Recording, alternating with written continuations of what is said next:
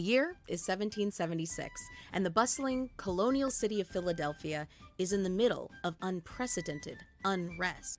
It's early July, where the warm summer sun is cut by a cool breeze from the north. Cobblestone streets are filled with words of independence. The harbor, closed to ships of British goods, refused in protest. And 60 delegates meet in the Pennsylvania State House to enact one of the most influential signings of American history. The signing heard round the world. I'm Quinn, a California Notary Public. I've stamped, signed, and sealed my way through hundreds of notarizations, but I realized after all this time, there's still so much I don't know about my own profession. Why were Notaries Public formed? How did they become essential? How far back in our timeline do notaries show up? How many corners of our society have been touched by a notary's seal? Notaries are the most covert group of public officials. About 4 million Americans hold a notary commission, and over 1 billion documents are notarized in the U.S. every year. But the history of the Notary Public is largely unknown. We're here to change that. I joined forces with the National Notary Association to dive into our community, turn back the pages of our history, and tell the story of the American notary, one stamp at a time. I'm the Traveling Notary, and I'm here at Independence Hall in Philadelphia to tell the story of the American notary.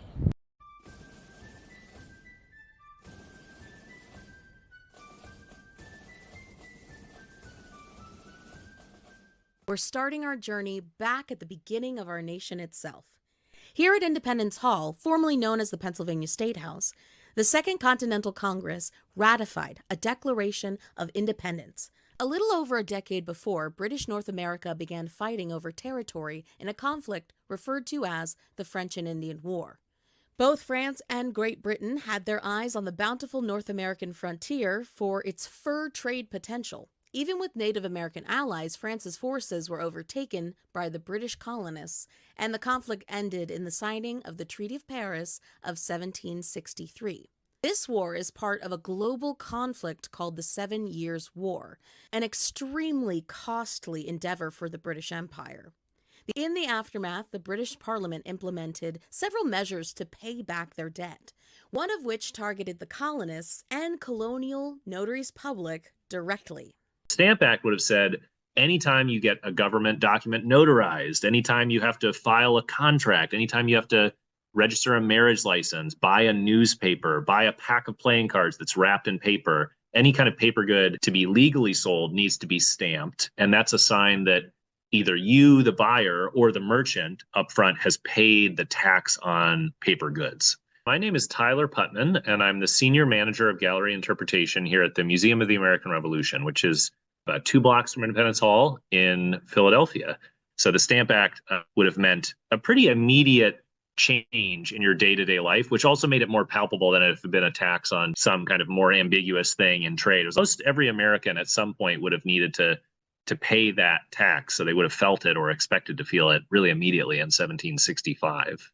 An excerpt of the act reads, "For every sheet or piece of paper on which shall be engrossed, written, or printed any license, appointment, or admission of any notary within the said colonies and plantations, a stamp duty of 10 pounds. The act goes further to say, for every piece of paper on which shall be engrossed, written, or printed any notarial act within the said colonies and plantations, a stamp duty of 2 shillings and 3 pence. Notary commissions, official documents, notarial acts, as well as many other daily use paper products become slightly more expensive due to this taxation. But how would a few shillings lead to revolution? So that question, why would people care so much?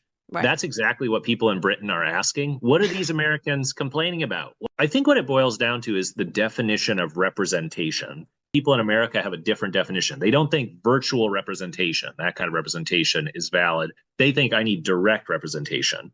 I, or at least someone I respect who has more money than me, needs to vote for whoever is making this decision. Initially, the frustration is felt by businessmen who are directly affected by these changes. Judges, lawyers, notaries, and others who feel like this taxation is targeted and unjust. A delegation representing 9 of the colonies meet in New York City to oppose the Stamp Act in October of 1765. This Stamp Act Congress would publish a Declaration of Rights and Grievances, which reasoned, if the colonists are to owe loyalty to the Crown as all British subjects, then the colonists are due the same rights as all British subjects. This document insists no taxes should be imposed on them, but with their own consent, given personally or by their representatives. No taxation without representation. Enter the subject of our story. A young man from humble beginnings. Studied law to rise above his station, rose even further from a very advantageous marriage to a wealthy family. And one of the 27 delegates of the Stamp Act Congress, the previously unsung founding father and Notary Public, Thomas McKean. McKean, judge of the Court of Common Pleas in Newcastle, was one of the 2 representatives for Delaware. McKean was staunchly against the Stamp Act and went so far to protest its validity by keeping his court's proceedings on unstamped paper. From all accounts, it seems like McKean was very outspoken about his feelings. In the novel Suspected of Independence, The Life of Thomas McKean, America's First Power Broker, author and McKean descendant David McKean narrates a politically heated altercation on the floor of the Stamp Act Congress. The Congress finally agreed to vote and approved the declaration, but even after the declaration was adopted by the delegates, some refused to sign it. Most notably, the Congress's president, Timothy Ruggles, a portly, 6-foot-tall, Harvard-educated lawyer with dark green eyes and a permanent scowl. Ruggles rose from his seat to argue that the document should be sent back to the individual colonies for consideration. McKean bolted from his chair. He strongly disagreed, arguing that the colonies had appointed the delegates to represent their interests and that they were expected to do something beyond debating and deferring decisions to their assemblies back home. McKean would not relent. Soon the great hall echoed with their shouts as the other delegates watched the tension turn to anger. Ruggles became visibly flustered to the point that he challenged his colleague to a duel the next day. McKean accepted and was prepared to meet the challenge at dawn, but during the night, Ruggles had a change of heart, and very early that morning, he fled New York and rode back to Massachusetts. There, the Massachusetts Assembly publicly rebuked him for not signing the petition. Mere months after the Stamp Act went into effect, it was abolished in March of 1765. When the Stamp Act is repealed, people think that is an example of the system working. Government passes this legislation. There's a lot of popular resistance. Government repeals it. So they actually celebrate the repeal of the Stamp Act. It makes them even more patriotic. You know, King George has done what a good, magnanimous constitutional monarch is going to do. You're pretty delighted that the Stamp Act has been repealed, but you're not delighted because you think USA, America. You're delighted because you as a British subject have had your rights and your interests respected. In New York City, they commission a giant gilded lead statue of George III in New York City. And that's put up in 1770. And in hindsight, we think like, wait, didn't everyone hate George III and he was the worst? But in 1770 in New York City, they're putting up expensive, they pay for this themselves, statues to George III. The wrench in the machine is that when the British government repeals the Stamp Act, they slide in a little, it's almost like a little rider. It's called the Declaratory Act. And what that act says, okay, we're going to repeal the Stamp Act. We get it. Everyone hates it. But P.S., we do have the right to tax the colonies in principle. So that little, kind of P.S. ends up being the reason, their justification for future taxes. Each colony feels the heat and rises to their boiling point. But none boils over so fast as the colony of Massachusetts. Boston becomes a focal point to the British during this time, who close Boston Harbor and implement a set of laws designed to put the colonial hotbed into a vice grip. The Intolerable Acts. Once again, the colonies need to unify and respond to British actions. Local sects of the Sons of Liberty are calling for a boycott, and it is decided that the delegates from each colony are to meet in Philadelphia to discuss these terms, forming the First Continental Congress. Here in Carpenter's Hall, the First Continental Congress met to once again protest the British rule by calling for a trade boycott throughout the colonies in an agreement called the Colonial Association. Thomas McKean, along with 55 other delegates, agree that in a year's time, they will meet again if their grievances are not addressed to their satisfaction. However, it takes less than a year for the tension between the British and the colonists to turn violent at the battles of Lexington and Concord. Now known as the First Battle of the American Revolution, or the shot heard round the world, Lexington and Concord was a catalyst for the Second Continental Congress. I think the question of how people became revolutionaries, which is actually a big question, it's on the wall of one of our galleries, is a really important one to grapple with. If you get cynical, you can think that it must be impossible for anyone to change the world. The world of 1775, this is a complicated global world. Somehow, a lot of people change their minds about maybe the single most important structure in their life, which is the government they're under, and the idea of equality. Plenty of people in America remain loyal to George III until, they moved to Canada at the end of the Revolutionary War. Plenty of people really didn't care about big ideas about government. They cared about their personal status as an enslaved African American, or status as an Oneida Indian. All of these everyday people who start to see this might be an opportunity for me as a Boston sailor to totally throw off the injustice and inequality of my world by choosing this path. First shots of the war are fired in Lexington and Concord, Massachusetts on April 19th, 1775. We're coming right up to the 250th anniversary of that event. It really wasn't even until late 1775, early 1776 that more and more people start to say, you know what, every other solution, boycott, protest, power of the purse, armed, active insurrection, none of this has worked. So the only alternative may be this really radical jump towards independence. I thought I should change my outfit. It's getting real revolutionary in here, so I thought this would be more appropriate. Thomas McKean and other delegates of the 13 colonies meet as the Second Continental Congress, and the conversation has turned to debating if whether the colonies should seek independence from the crown.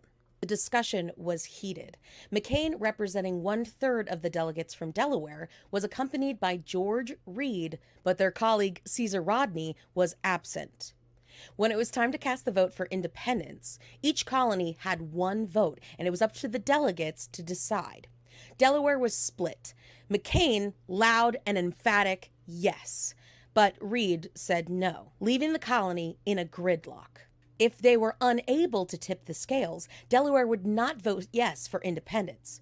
McKean would not stand for it. As a very persuasive man, he was able to draft a correspondence for Rodney that urged him to make the long ride from Dover through the night to arrive in Philadelphia in time for the vote. Rodney, on receiving word that he needed to break the tie, suited up, prepared his horse, and rode 70 miles through a thunderstorm all night from Dover, Delaware to Philadelphia.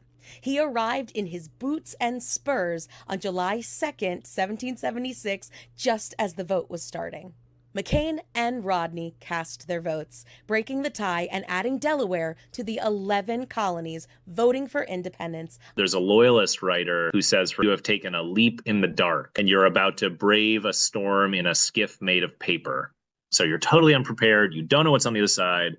It's easy in hindsight to think the Declaration was one of two things. Either it was like sacred American poetry. We hold these truths to be self-evident that all men are created equal. It's like as poetic as an American governmental document ever has gotten. Or you might think it's a failure, right? Like it was written by a slaveholding white Virginian who, certainly couldn't have meant these things. And, women didn't get the right to vote until 1920 in the United States, right? Slavery remains legal until 1865. Like, what is the Declaration? Okay, big deal.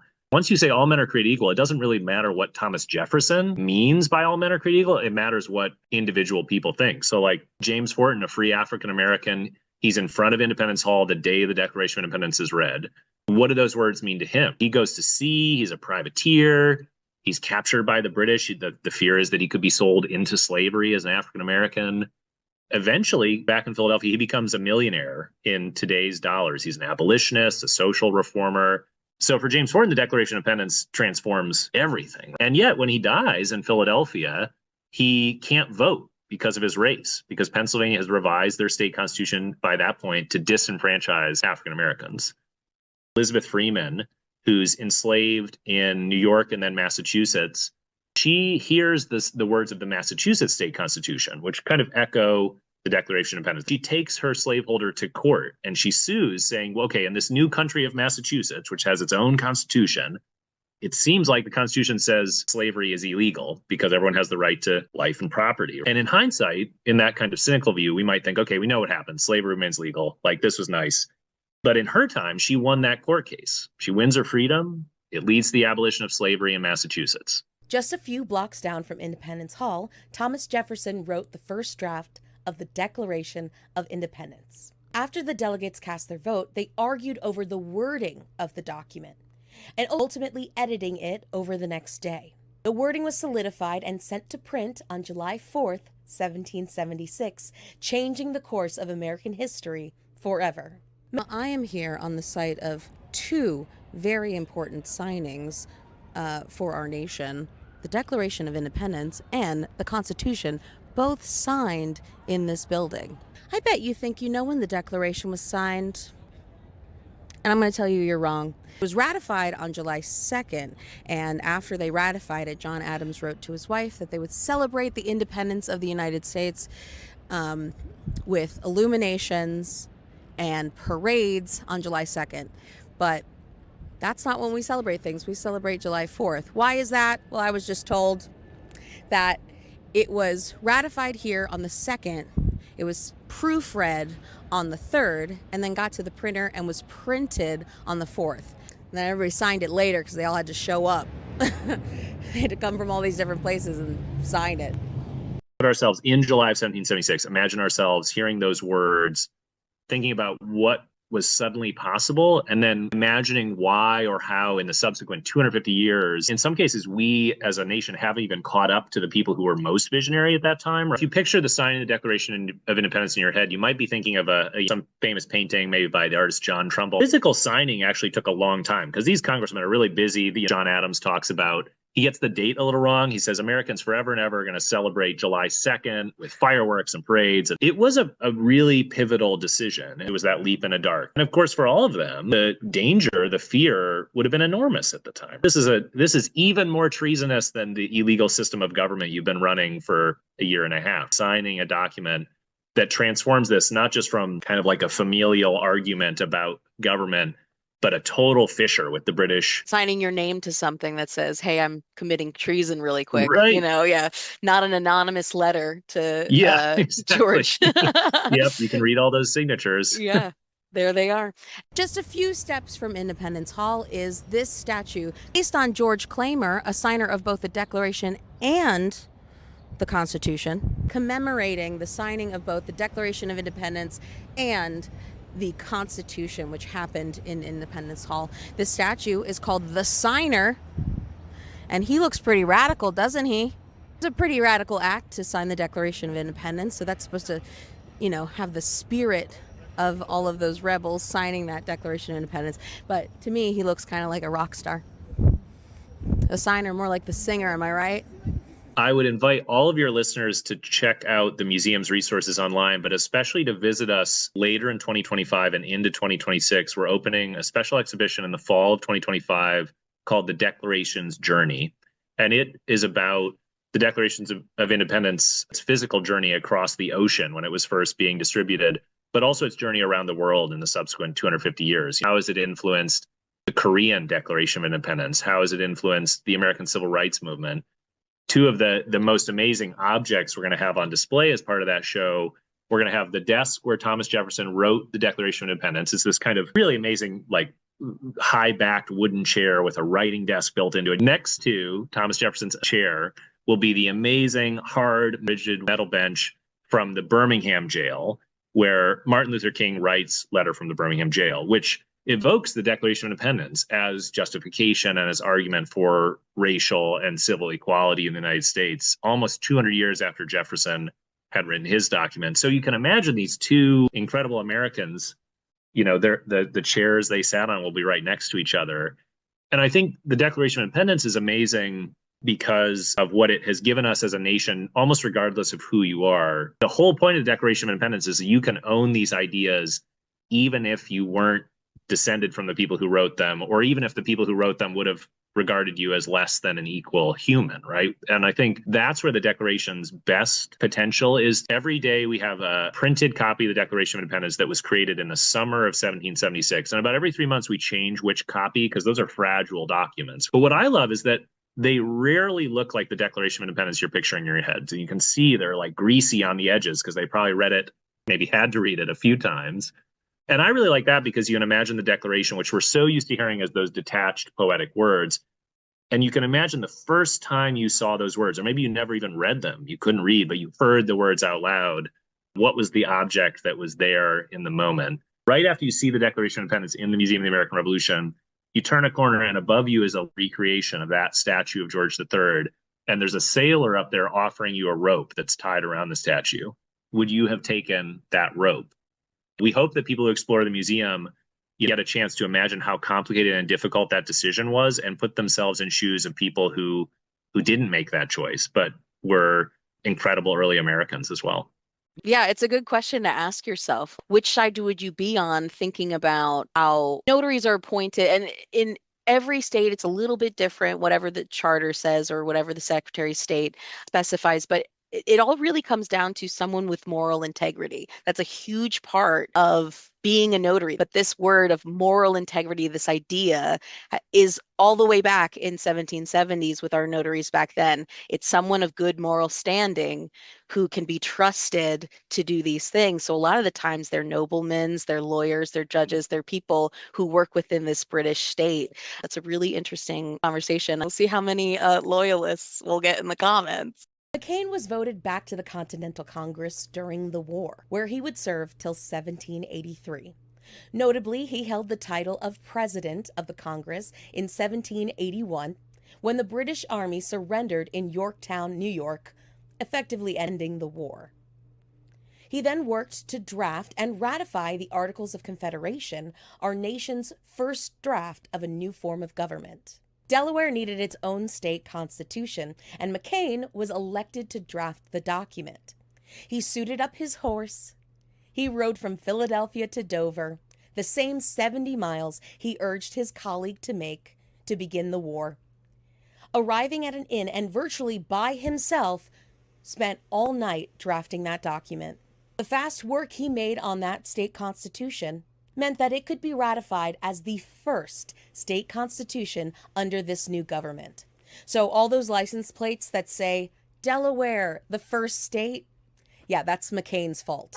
It's absolutely amazing. Not only did we have a notary to bear witness to these events, but one who took such an active part of shaping the first steps of our young nation. The more I look at notary history, the more I realize it's American history, and that notaries have been there every step of the way. Whether they are signing declarations of protests or other notarial acts, or if they're signing declarations of independence, I feel like we have only scratched the surface. Special thanks to Tyler Putnam and the Museum of the American Revolution for contributing to this episode. You can check out their online offerings, including a virtual tour at amrevmuseum.org, or visit them in person on 3rd and Chestnut Street in the heart of Old City, Philadelphia. I don't think I'm done telling stories of Philadelphia yet, but I think we might have to go back in time. Next time on the Traveling Notary. Ye Old American Notary. Huzzah! Wow, so much has happened. This is the most significant. Not quite sure the historical relevance of that, but It looks good. I'm the Traveling Notary, signing off. I'll see you next time.